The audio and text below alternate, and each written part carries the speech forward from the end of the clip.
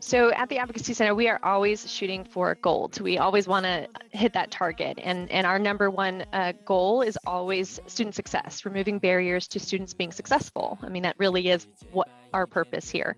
So, it has been difficult due to COVID and of course, due to the college being closed at times to be able to provide our Olympic Gold services. We provide a food pantry, we have a clothes closet, but when your building is closed, you have to get creative on how you're going to still support students. Students still needed clothing, students still needed food, but again, we were not open. So we had to be strategic, and in being strategic, we were able to partner or continue our partnership and with the San Antonio Food Bank to be able to continue those food services. If I were to look at what our absolute gold achievement, our Olympic gold was for the Advocacy Center during our closure due to COVID, it had to be our food services. Students were desperately in need of food, and so we had to pivot and be able to provide those services in a safe way.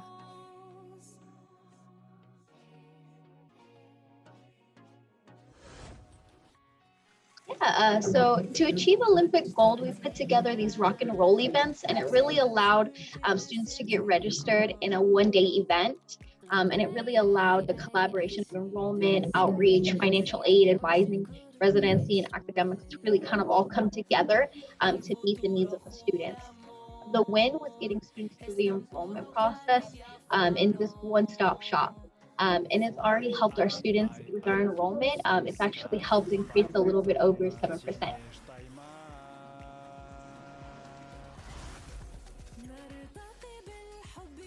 So our Olympic goal was definitely making sure that the college was able to meet its mission of education. And by that, I mean, Alamo Colleges went remote in March of 2020. And what our team was asked to do is prepare the campus to reopen to certain programs that had to meet face-to-face starting in April of 2020. So we took a couple weeks to prepare the campus for the pandemic response. And so what that meant was social distancing, the classrooms that were going to be used, coordinating what our processes were regarding with a known COVID exposure. We really had to ramp up very quickly to make sure that those programs could meet, because we had people who were preparing for graduation in May of 2020, but they had to meet those accreditation standards. And our job was to make sure that campus was ready to receive them and that nothing interfered with the academic environment.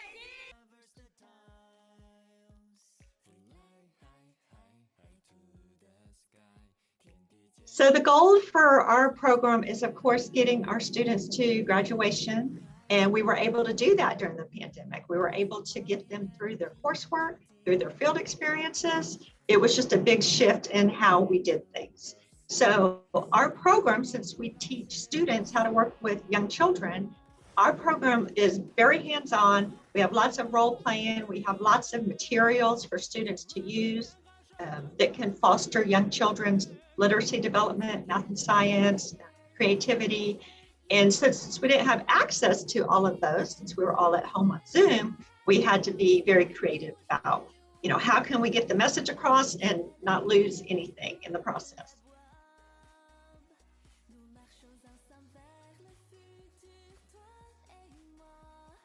So during the pandemic, we knew that we needed to reach our students in a very different way. Because we teach American Sign Language, we need to have the visual aspect.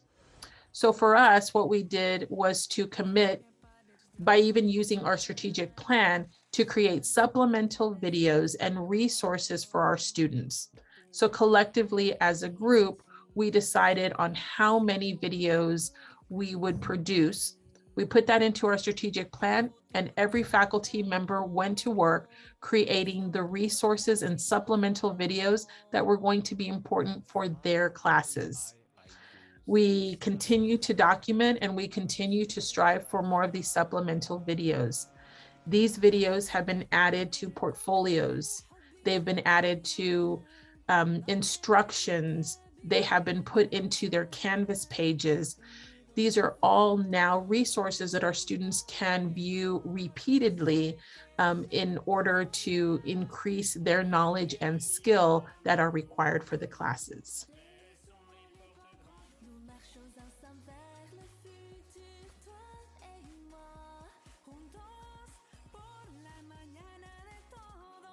The bottom line for us in the Marcom department is that we know that students come first at San Antonio College.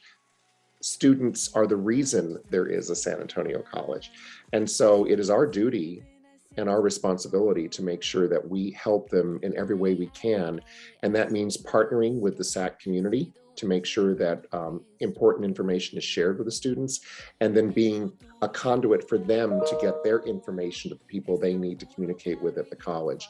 It's a very exciting and fulfilling kind of work, and we're very happy to be a part of the larger team that puts students first here and goes for the gold.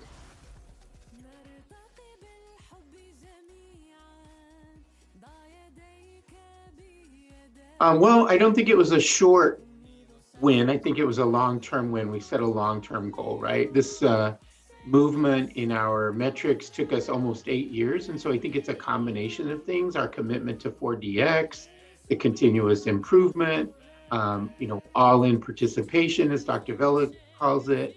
I think it's a real change of culture, right? That we are currently now, moving forward and constantly looking at how we improve.